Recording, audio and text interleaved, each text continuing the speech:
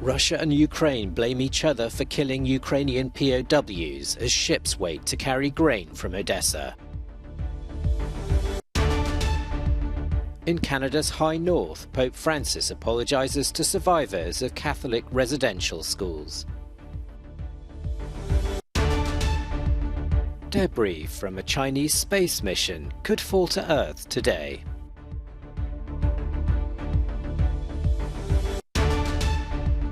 In Romania's Carpathian Mountains, bison roam free.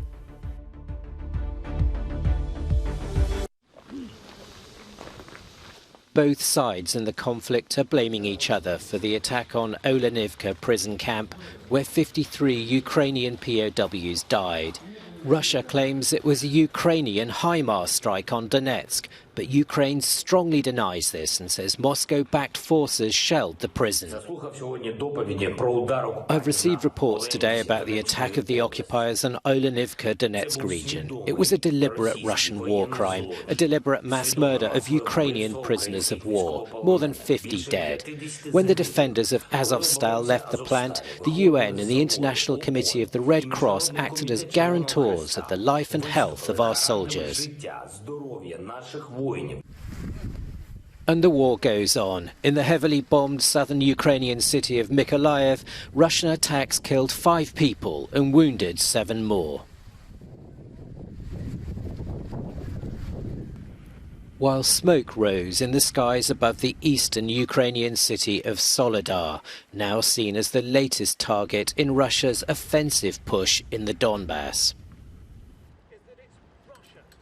As the heavy fighting continues, ships wait to carry Ukrainian grain from the port of Odessa under the terms brokered between Ukraine and Russia in Turkey, in an attempt to guarantee global food security.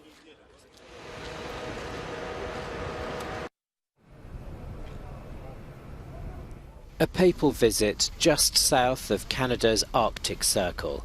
Pope Francis had come to Nunavut with a message for survivors of the country's church-run residential schools, which from the 1800s to the 1970s removed children from First Nations, Métis and Inuit communities to assimilate them into Canadian society.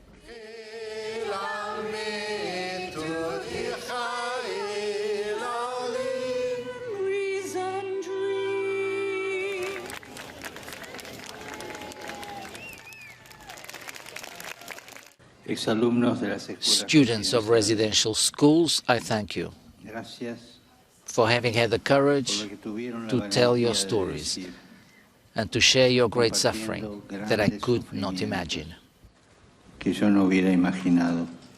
This only renewed in me the indignation and shame I had for months.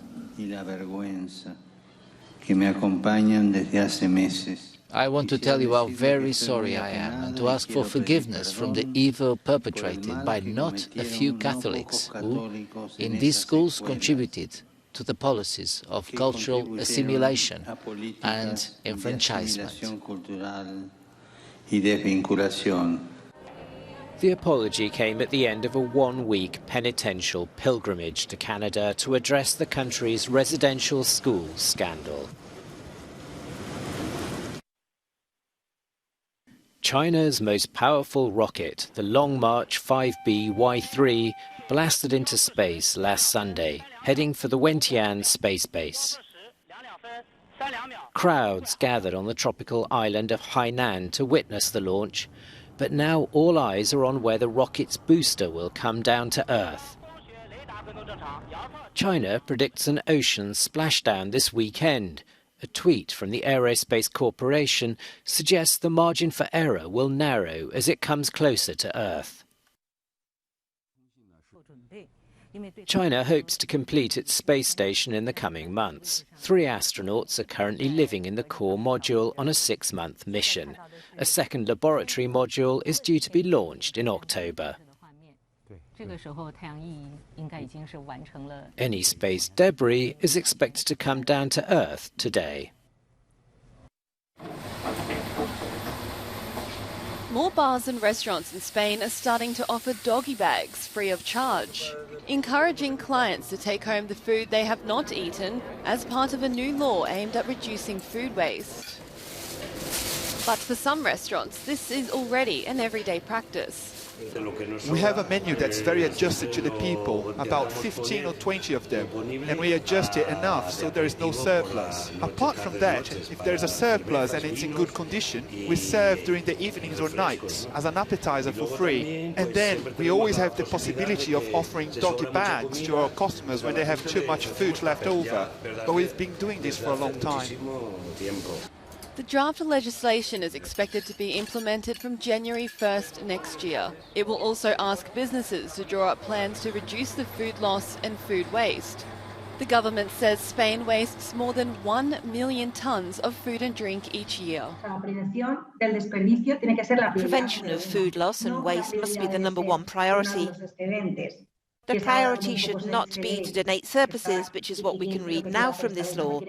Under the new law, stores and supermarkets will also be asked to reduce the price on products as their best before date approaches, and to send unwanted food to local neighbourhood organisations and food banks. Businesses could also face fines of up to €60,000 if they fail to reduce the amount of food they throw away.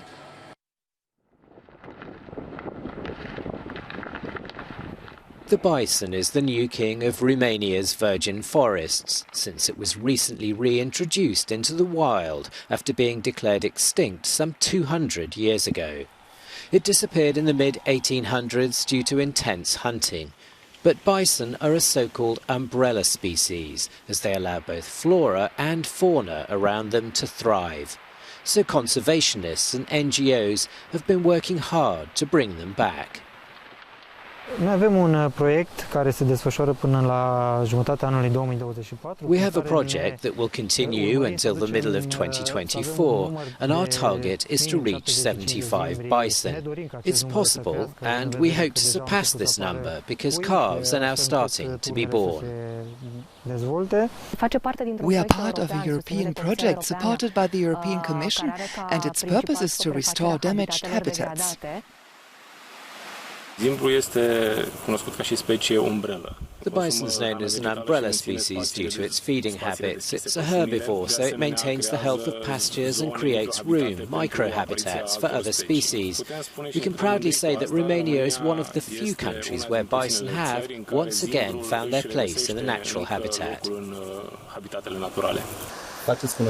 Meet Hyphen, the first of the 28 adult bison released into the wild in the Făgăraș Mountains. It weighs almost a ton, and as you can see, he or she is a massive animal, and we're very lucky to meet her or him now, as she or he is the friendliest bison in the herd.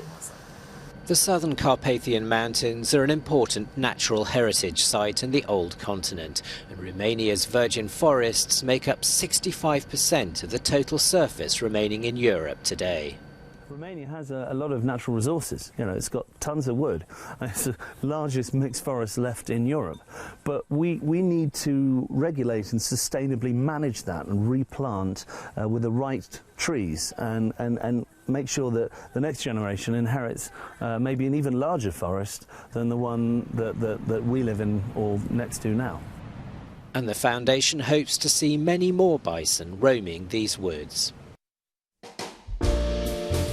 For the first time in Spain, a retrospective devoted to the painter Alex Katz, one of the great figures in the history of 20th century American art and a precursor of pop art. Some 40 large-format oil paintings offer a glimpse of all the artist's usual themes, in particular the portraits of his muse, his wife Ada. Smooth lines and sober colours give his paintings a timeless character. Alex Katz, 95 years old, is still active today. Over the years, the Rock Orteon Festival in Provence has become one of the most important European events for all piano lovers. Every summer, it welcomes the world's greatest soloists as well as newcomers and the great ones of tomorrow. In the sumptuous setting of a park of a 16th century castle, it offers daily concerts for a month, with this year a new addition, jazz concerts. In celebration of the Queen's historic Platinum Jubilee in 2022, The staterooms at Buckingham Palace feature a display looking at the phases of the rise to the throne of Her Majesty.